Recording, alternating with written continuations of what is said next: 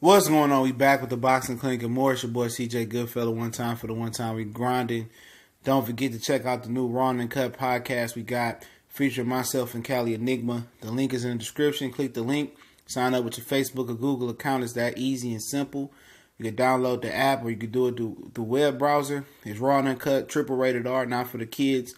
Real talk, real boxing, real sports talk, real political talk, real views, from our perspective. Reason we took to the podcast because of the monetization and community guideline rules of YouTube won't allow us to flex on them like we want to. So check it out. The link's in the description as well. Explain a little bit more later towards the end of the video. Well, today on the Boxing Socialist, I think that's the name of the YouTube channel. I just found I subscribed to them as well. This interview is in the description around the, I said the 12:30 mark on to about the 13:10 mark. This interview, Eddie Hearn says that he's in talks with Jarrett Hurd. Now, Corey Lee Boxer, shout out to my bro Corey Lee Boxing one time for the one time y'all subscribe to that brother. He has a 30-minute interview with Jarrett Hurd. He went down there, chopped it up with Hurd. He said he's going to break it down into parts because there was so much stuff to speak on it. So, as soon as that interview drop, I'm going to let y'all know when Money Grams dropped that interview. So, see what he got to say. He said he asked him everything, so that's good journalism and that's good it's good media. But Eddie said he's in talks with her, and that doesn't surprise me, man. And it'd probably be a good move for her if he truly doesn't want to fight the Charlos. It'd be a good move. If he truly don't want to fight Jaime Munguia, it'd be a good move. Because as far as he's never made $1 million before in a fight. His career high was $500K. And what with real people pick up on the narrative is that Hurd don't want to fight Charlo. We know that. He said he got to fight a right-hander. He said shoulder injured. He wanted to fight Kell Brook, then he injured his shoulder from the Lara fight. Whatever it may be. But he earned the right to be the top dog versus Charlo, to be the money getter, the higher money earner. He grabbed the Arizona Lara fight by the bull by the horns. He fought that fight. Excuse me, got allergies going on. But he got that fight before Jamil. He got a title versus Tony Harrison. So he made the right moves, and his management, his team moved him the right way to get 2 belts, and that makes him the A side. You know what I'm saying? So at the end of the day, Mel is at his mercy. You know what I'm saying? So, pretty much if Mel wants to fight Hurd, he on Hurd time. And but like I said, it's a perfect thing. If he truly doesn't want to fight him, which most people believe he don't want to fight Charlo, when you look at what he's saying, it's the same shit with the Joshua and Wilder situation. People so blind for hatred towards Wilder that they're not paying attention to what the narrative is and all the excuses and barriers being put up about to make that fight happen on a different level. Hurd is doing the same thing that people believe Keith Thurman and Joshua was doing to a certain extent. Oh, I injured my shoulder 2 or 3 months later down the line. Oh, I injured my shoulder. I can't fight. You know what I'm saying? I can't fight Charlo right now. But you just were trying to fight Kell Brook with that same shoulder. You figure deal me? Or we need to fight a right-hander. We fought 2 southpaws, but you're a right-hander. That don't matter. So they know he's not ready for that type of animal right now. And also they want to have a homecoming fight in DC. And he deserves that, and I've been on record saying that. He deserves a homecoming fight versus whoever it may be, J-Rock, Nuyuwa winner, or, Brian Carlos Castanos, which I think is a good fight and a dangerous fight for him. So he deserves that. But, when you and Hurd, before I get a little bit deeper into this Eddie Hearn situation, when you're Hurd and you going out here trolling the Charlos, putting a line on, saying you're going to beat him up, telling people at the Hall of Fame you're going to do this and that to him, but then, you talking cash shit, but you ain't trying to fight him. You name dropping. You clout chasing. That's what we going to call it. You clout chasing. You just exploiting this man's name, but you don't have no intention on fighting him in the near future. My stance on it, don't call nobody name out unless you have intentions on fighting him like soon in the near future. Not through 2-3 years down the road. Next. Don't say you want to fight me unless, don't say you want to fight a fighter unless it's going to be next. So Hurd is exploiting his name, clout chasing, talking about, we can fight down the road. No. If you're going to say his name, you're going to chastise him, you're going to troll him, you're going to talk that shit, you need to fight him next. You put that pressure on yourself. And now, he's in talks with Eddie Hearn, and everybody know the zone is a duck haven. And if he get hurt, they're gonna murder him. You know what I'm saying? And I think a lot of fighters, I'm just saying this, and I don't have nothing against Jarrett Hurd, other than I feel like, he need to fight Charlo. But this is what I'm saying.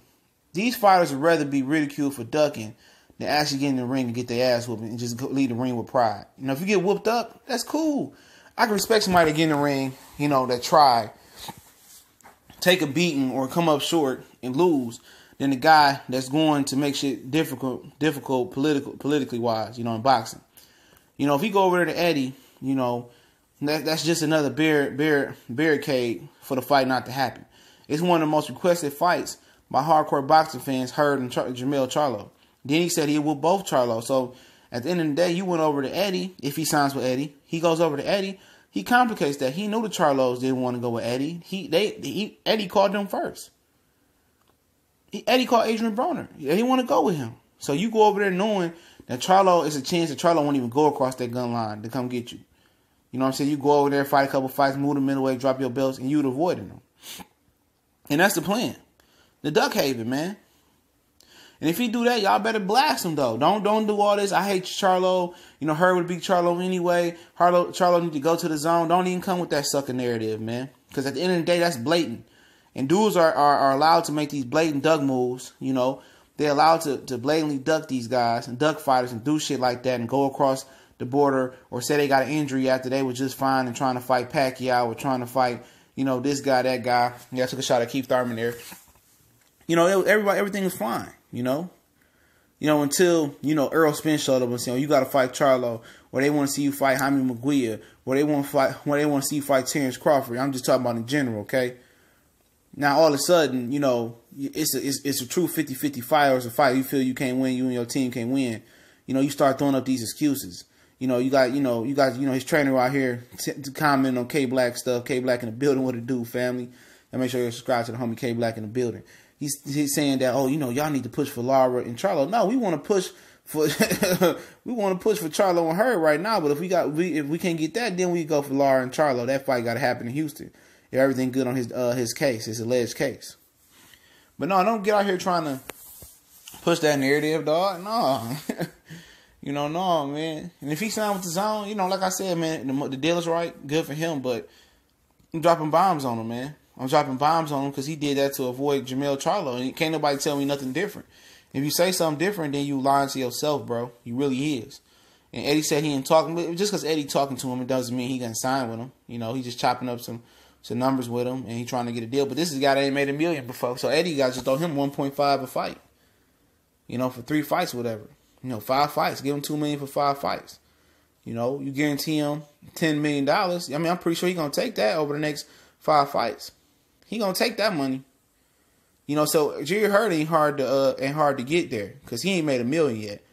And Eddie can give him some type of a signing bonus, a $250,000 signing bonus, plus a 5-fight deal for a minimum of guarantee of $2 million per fight. He easy to have. This shouldn't even be no question for Eddie Hearn to close this deal. Only if Hurd really want to fight Charlo.